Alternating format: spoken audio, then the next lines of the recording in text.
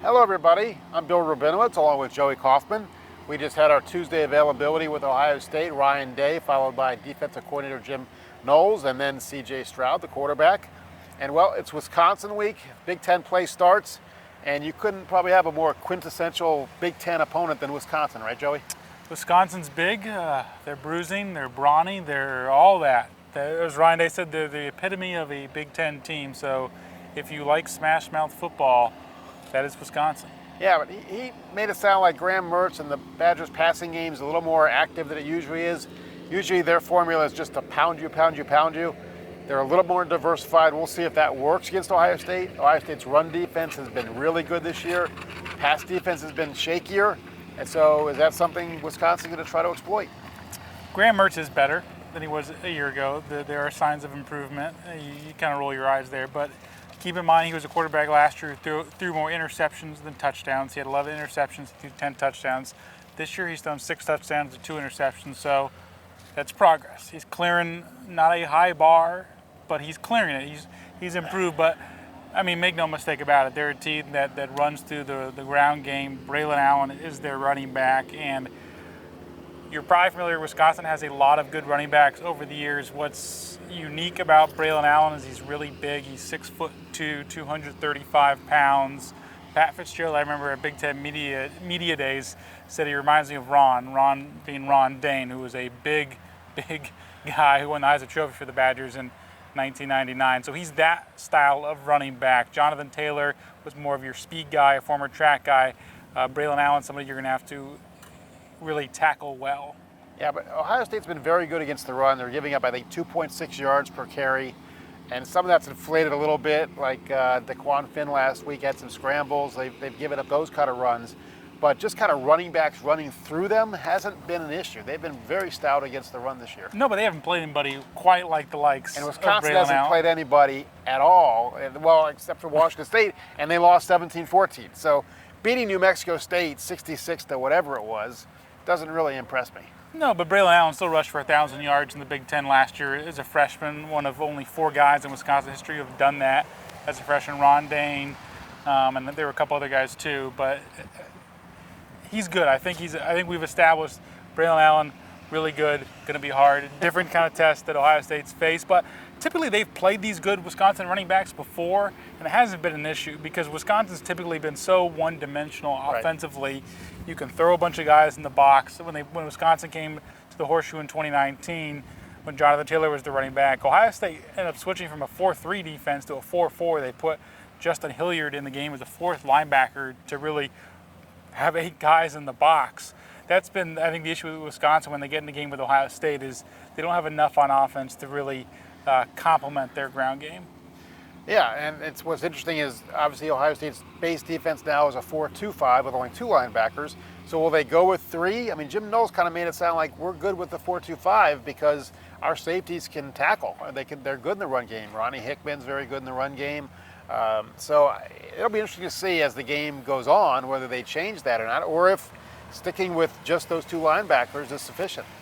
And even if they do stick with a 4-2-5, I think the interesting thing to watch will be whether their safety rotation changes at all. Could you put a bigger safety in the game like Court Williams? He hasn't played a ton this year. But I think that is something maybe you watch for. You try to, maybe you don't put 3 linebackers on the field.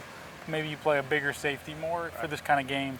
Right, and on offense, Ohio State's generally had its way with Wisconsin. Although, in the Big Ten championship game 3 years ago, when Ohio State had that juggernaut 2019 team, Ohio State trailed 21-7 at halftime, and before rallying for a 34-21 win.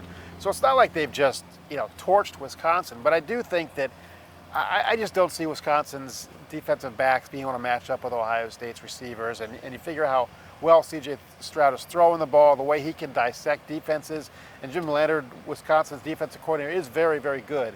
But Ohio State, Ryan Day's obviously a great offensive tactician, and you have a quarterback who's really good at reading defenses and finding openings in defenses.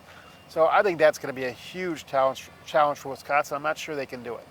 No, I don't see Wisconsin having the offense willing to keep up with Ohio State. I think that's where you start running into issues. If you're going to beat Ohio State, you need to score in the 30s to start with. and I don't think Wisconsin's there. I do think this is a game, though, that you're not going to really see maybe we'll see maybe the Ohio State offense is that good, but I'd be surprised if they're putting up 40, 50 points on this Wisconsin team. This feels more like a 30-point game. Since Jim Leonard's been at Wisconsin in 2017, he's had 3 games against Ohio State. So you've had this Jim Leonard, Ryan Day matchup. Every time these teams have played, Ohio State's been under 40 points. So Wisconsin's been good at maybe avoiding the big plays against Ohio State or keeping them kind of bottled up for a little bit. But eventually things are going to break, and I think Ohio State should still feel comfortable enough to win. Yeah. By the way, if you're enjoying this and other things that we've written, please subscribe to dispatch.com. We'd appreciate it very much. We like doing these kind of things and writing these stories, and you make it possible. Wisconsin's formula for winning, I think, is pretty simple. They do have the 10-play, 70-yard drive. They keep Ohio State's offense off the field. The Ohio State offense starts to press because they know that they've got to make the most of every opportunity. They get frustrated. That's the formula, I think, for a Wisconsin upset. Do I think it's likely? I don't. Just because I think Ohio State matches up well with Wisconsin, mainly because, again, I don't think Wisconsin can just pound the ball against Ohio State's defense because the defensive line is talented and it's deep. They can just roll guys through and not lose a whole lot. The formula for beating Ohio State, I think, has been pretty well established across the Big Ten. We saw it with Michigan last year. You've seen it with Michigan State back in 2015. What you want to do is play ball control. We were talking earlier, Bill, it's like basketball where you want to run all 30 seconds of the shot clock, 24 seconds of the shot clock, and hold possession as long as you can, because the more possessions you give to the other team's offense, in this case being Ohio State, the more you're at risk of losing. And teams that have beaten Ohio State in the Big Ten have done that. And I think what's interesting about Jim Knowles is he does not want that. What he does not want is for the other team to have this 10-play, 70-yard drive that eats up 6 minutes. And he was even asked about that last week, about how do you feel about the whole label of a bend, don't break defense. And he says he doesn't like it.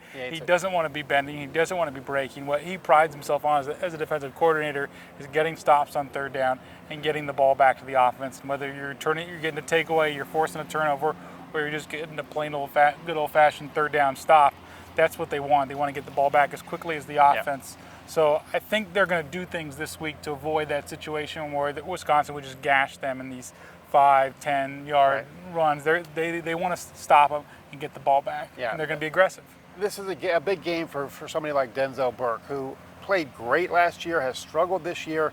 I think Ohio State's going to, again, put him on an island and say, we have faith in you. We're going to gear our defense towards stopping the run. We have faith in Wisconsin's receivers who, they're developing. They've had some good games, but not quite proven against big-time competition. I think Ohio State would rather take their chances at giving up a big play and having faith that their cornerbacks and safeties can break them up or get interceptions than just kind of sitting back passively and letting them drive. That's what I think. I mean, Wisconsin's going to try to slow the game down. Ohio State's going to try to speed it up. And you mentioned Denzel Burke. I mean, that's been really, I think, the biggest question mark really for this secondary. And you saw it again against Toledo, where Quan Finn, the Toledo quarterback, scrambles outside the pocket. He did that quite a bit. And then heaves one down the field to start the third quarter, and it's a 50-50 ball, and Denzel gets beat for it, and the Toledo receiver goes up, grabs it, turns into a touchdown. That's going to come, I guess, in Jim Knowles' defense, but the amount of the aggressive nature of it. You're going to have trade-offs, and the trade-offs are there's going to be some explosive plays like that, and it's what they want is for guys to be able to rebound from that. So I think this is a good test for his resolve and the secondary's resolve, because they're also pretty thin there right now. Right. No Jordan Hancock. Ryan Day made it sound like that. The cornerback's probably not going to be ready. He's missed a lot of time. So yeah, they are pretty thin in the secondary, at least on the quarterback. And Cam Brown left the game early in the second quarter too. Yeah. We don't have a ton of really up to date injury Ohio State's info. Pretty stingy about giving out details about injuries, if you haven't noticed that. So, I guess the one kind of injury nugget we learned that Ryan Day does expect Trayvan Henderson to play against Wisconsin. He left after the first series on Saturday against Toledo. He left in a walking boot. Ryan Day said he's expecting him to play. He said it's a short-term thing. So that's one healthier body. Yeah. But we saw last week Mayan Williams is certainly capable of carrying the load, and Dallin Hayden played very well as well. So it's not like, you certainly want Trayvan Henderson to play, but it's not absolutely imperative that he does, because Ohio State does have at least a couple other good backs. Hey, the walk-on, T.C. Caffey, he had a good run. That has been the best run of the game. Kind of runs similar to, I think, maybe Ryan Day said on the radio show on the Buckeye Roundtable last night, but or maybe he has a similar style to Mayan Williams. I think a little bit, kind of the low center of gravity, with tough guy to tackle. Yeah. Anyway, if Caffey plays this week, that's probably a good sign for Ohio State, or a really bad sign, but probably a good sign. Well, it depends what point of the game. If it's the fourth quarter, exactly. Probably a good sign. Exactly. All right. Well, again, thank you very much for watching. We appreciate it. Bill Rabinowitz, along with Joey Kaufman. Thanks for watching. Thanks, everybody.